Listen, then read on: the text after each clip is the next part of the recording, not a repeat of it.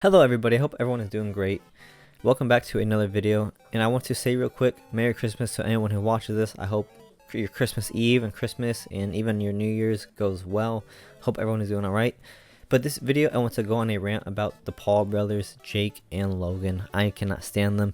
Before anyone says anything, yes, I am a certified hater. Yes, I am a no one online. Let's just get that through, because I know if anyone watches this video, which there will probably be only like 30-40 people, I guarantee you at most watch this video, there will probably be one person who's going to comment and say I'm a no one online. I am. So let's get into this. So first person I want to talk about is Jake. For those who don't know, Jake Paul just recently got his ass whooped horribly in front of probably millions watching online on Netflix. And I kind of felt bad for the man at first, because it was like watching the Terminator just hunt his targets down. It was like the Predator, bro. Jake Paul stood no chance. He looked like a scared lamb in a den of hyenas, bro. Den of lions. He looked terrified. What? And this brother got his ass beat so bad, he broke his jaw in 2 places. Has to have steel plates and lost some teeth from what I heard. And I kind of felt bad. I'm like, man, you know, no one really deserves to get an ass beat like that. You know, I feel like Logan Paul really thought he could beat this man. Logan Paul really thought he could prove to everyone that he could do it. But I'm going to say this. Size necessarily doesn't matter in fights, but it does at some point. Jake Paul was severely undersized in height, weight, experience, in every way imaginable.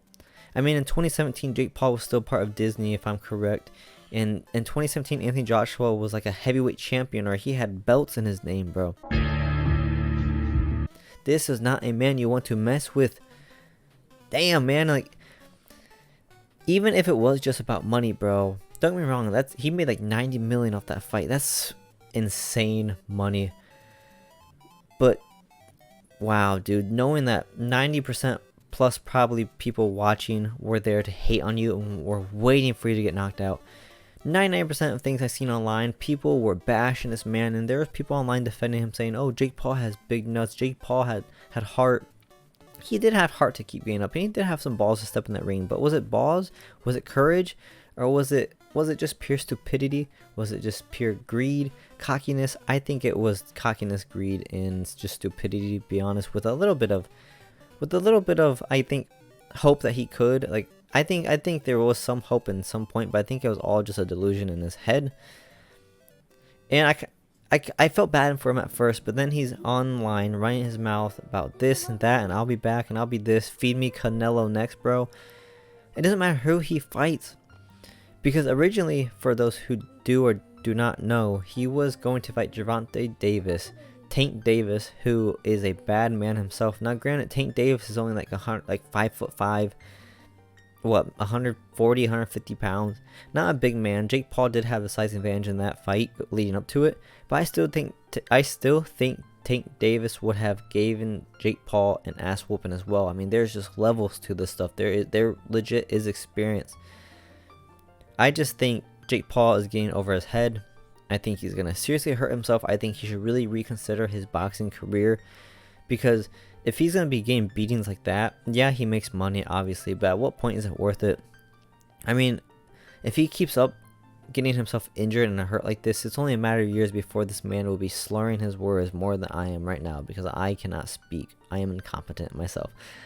But at some point, man, you just got to accept the fact that no one likes you online, bro. People were waiting for this to happen. People were waiting for this moment for a very long time. You are still relatively young, super rich, bro. Just ride the horse into the sunset and just live your life, man. You know what I mean? Like, what else do you gotta prove, bro? You got your ass beat. Everyone hates you. What else do you have left? And then you got Logan Paul. Logan Paul has audacity to go on podcasts, go online, making excuses about why Jake Paul lost. Bro, there is no excuses. Why do people keep making excuses? He got his ass beat fair and square. It was not even close.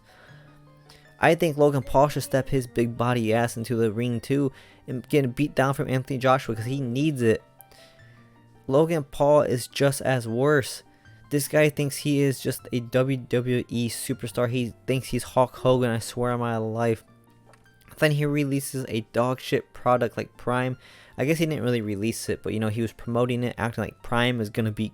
I'll never forget them. I'll never forget Logan Paul and KSI for saying Prime is gonna be the next hydration drink of sports. It's gonna be better than Gatorade. It's better than Powerade. It's better than any competitor. Shut the hell up, bro. No one in their life was going out of their way to buy Prime, let alone drink it. And if you were, this is for you, buddy, because that shit was one of the biggest hype flops I have ever seen in my life, bro. No one even talks about, or you never hear about Prime anymore. And then, like I said, he has audacity to try and make excuses for a brother, bro. The real reason why Jake Paul lost: lack of experience, lack of skill, and just there's weight classes for a reason, man. There are no excuses. And I also really despise Logan Paul too, because he had Steve Would Do It on his podcast, and if I'm correct, if I remember right, Steve Would Do It made a joke about the whole Suicide Forest thing, and Logan Paul, 6'5", big body ass, is a sensitive man, and basically told Steve to leave. Like, bro, no one told you back in the day to not only record a dead body in the Suicide Forest of all places, but to upload it. Of course, people are going to make fun of you for the rest of your life about it, as you deserve it. Who in the right mind thinks, yeah, let me record this and upload, bro? They're gonna love this. No one would think that, bro. No one. And then he has audacity to swear he didn't scam people with the whole crypto zoo thing, which obviously was a scam. I mean, if anyone wants to look into that, look up CoffeeZilla. If I remember, I will leave his YouTube channel in the link. He went into a deep dive about this. But Logan Paul has audacity to say he didn't scam his fans, bro. Yeah, right, man. That thing was a big flop. It was a big slap in the face. But first of all, I'm going to say, if you buy into these influencers, crypto stuff, you're kind of asking for this stuff. You're kind of asking for bad things to happen to you. That's all I'm going to say. People who bought the fucking Haley Welch, the Haktua coin. Yeah, you deserve that too, buddy.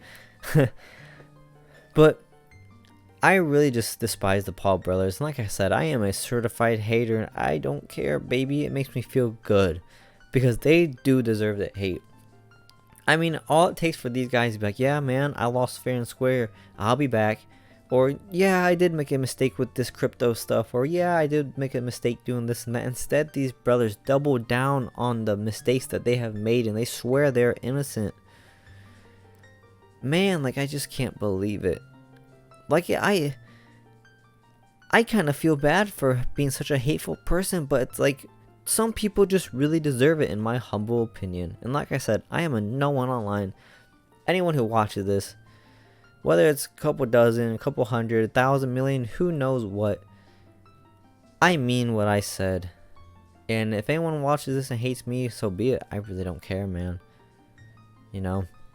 But anyways, if you made it to the end of this video, let me know what you think about the Paul brothers in the comments. I'd really like to see or hear other people's opinions about them. But from what I understand, it seems like no one's really a fan of them, and I don't get how they ever stay relevant.